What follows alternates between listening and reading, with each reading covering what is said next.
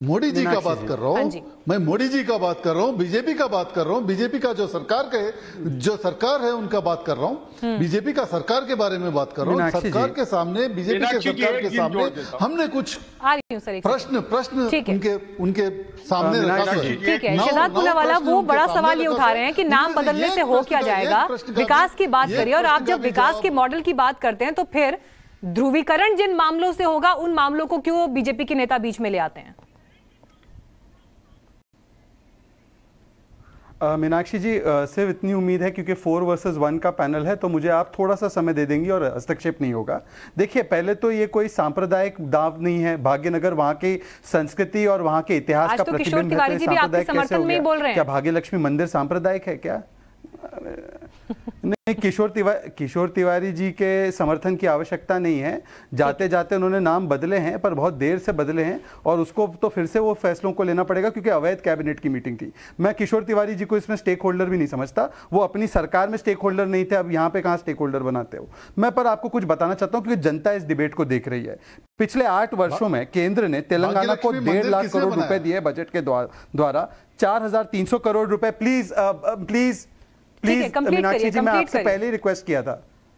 4,300 करोड़ पंचायती राज से, finance commission के माध्यम से एक्स्ट्रा डेवोल्यूशन, 6,500 करोड़ का जो है वहां पर एक फर्टिलाइजर फैक्ट्री तैयार किया गया है। टोटल लेंथ ऑफ हाईवेज 2014 से पहले 2,500 किलोमीटर थे, आज वो 5,000 किलोमीटर है। 8,000 करोड़ का outer regional ring road, 2,700 kilometre का रूरल रोड, रेलवे का 32,000 करोड़ का प्रोजेक्ट, 164% ज्यादा प्रोजेक्ट लगे। Free food grains to 1.92 crore लोग जिनको मिला है कोविड के काल में। 25 लाख मेट्रिक टन चावल, 9,000 करोड़ का, 31 लाख घरों को टॉयलेट, और ये सारे काम किए गए हैं। और मैं इनसे सिर्फ इतना पूछना चाहता हूं, तेलंगाना वालों, राष्ट्रीय समिति वालों से और कांग्रेस से, आप 5-5 काम गिना दीजिए आपने जो किए। आपने कालेश्वरम प्रोजेक्ट जो था उसका कॉस्ट एस्केलेशन करके पैसा खाया। आपने वहां पर जो इरिगेशन प्रोजेक्ट्स थे उसको जो है भ्रष्टाचार की भेंट चढ़ा दिया। वहां पर मिशन भागीरथी हो या कोई और मिशन हो, एटीएम बन चुका है सरकार का। वहां पर नेशनल क्राइम रेट जो है महिलाओं के प्रति वो डबल है। ठीक है, मानसून जी आऊंगी आपके पास, एक बार वो कंप्लीट कर ले फिर आपको बोलने का मौका दूंगी। हैदराबाद में असुरक्षा,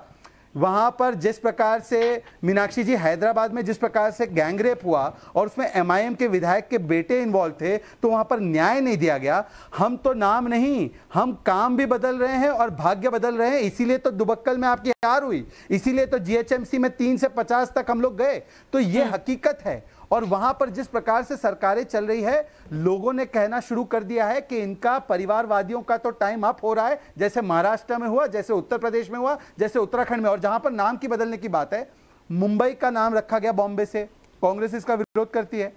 मद्रास का नाम चेन्नई किया गया, कांग्रेस विरोध करती है। वो पुणे का नाम जिजाऊ नगर रखना चाहते हैं, विरोध करती है क्या कांग्रेस पार्टी? और समाजवादी पार्टी ने 8 जिलों का नाम बदला 2012 में।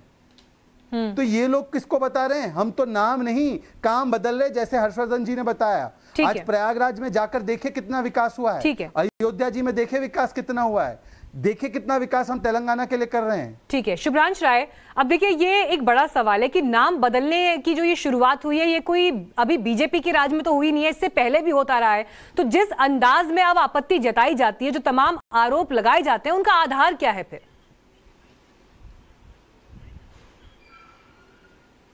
मीनाक्षी जी देखिए, उसका आधार हिंदू मुसलमान तो बिल्कुल नहीं हो सकता, ये बिल्कुल साफ है। इन्होंने साहब ने 2-3 अच्छे शब्द यूज किए, मैं थोड़ा उस पर ध्यान लाना चाहता हूं।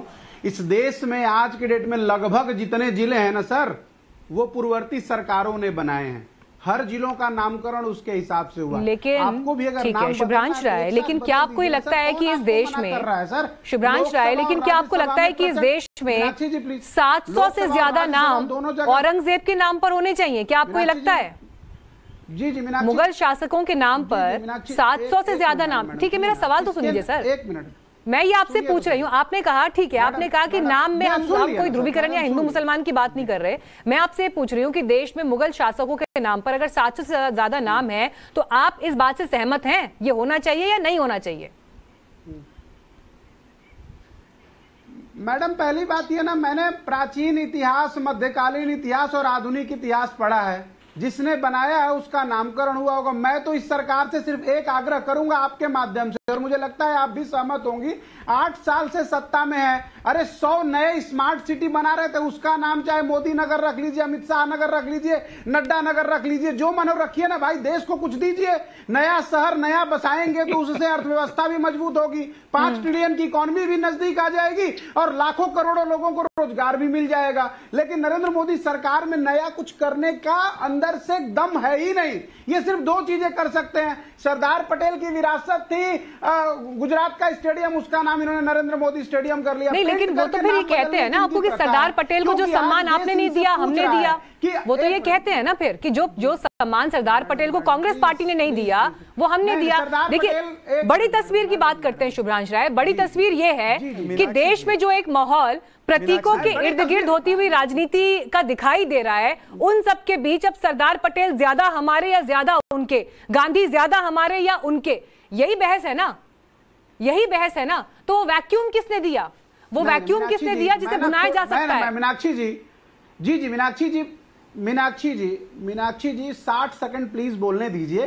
देश में प्रतीकों के इर्द गिर्द कुछ नहीं हो रहा है। जिसके पास अपना कोई प्रतीक नहीं है वो दूसरे के प्रतीकों को अपना बनाने की कोशिश कर रहा है। ये भारतीय जनता पार्टी की पहचान है।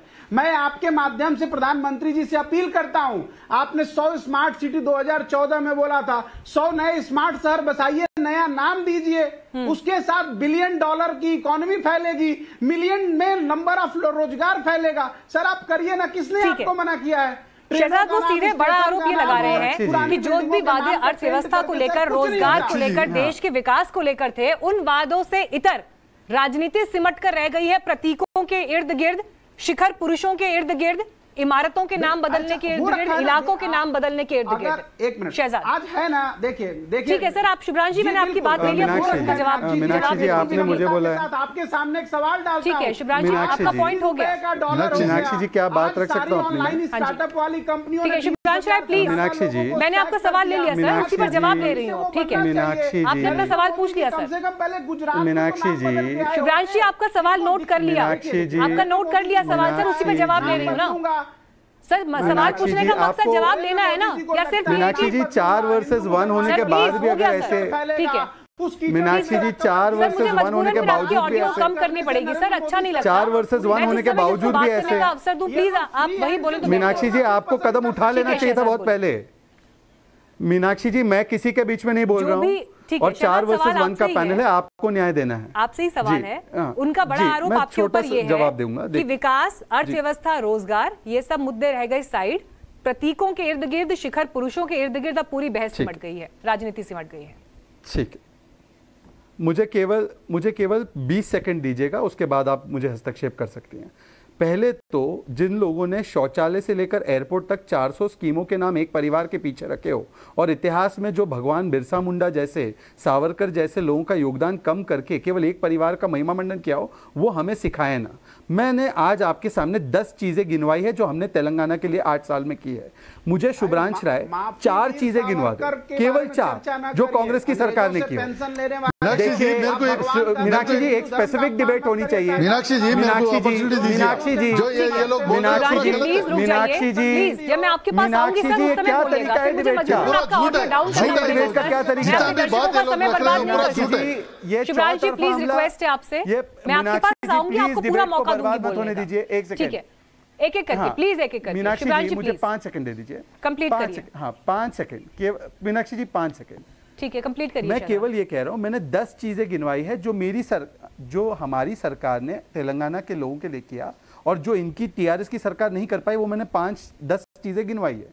ये 5 चीजें गिनवा दे जो ये यूपीए की 2004 से 14 की सरकार थी, इन्होंने क्या किया वहां के इलाके के लिए, एक बार गिनवा दे और मेरा मुंह बंद करवा दे, छोड़िए ना बाकी की बातें। ये गिनवा दे, शुभ्रांश राय गिनवा दे, किशोर तिवारी गिनवा दे, भानु प्रसाद गिनवा दे, चारों मिलके गिनवा दे।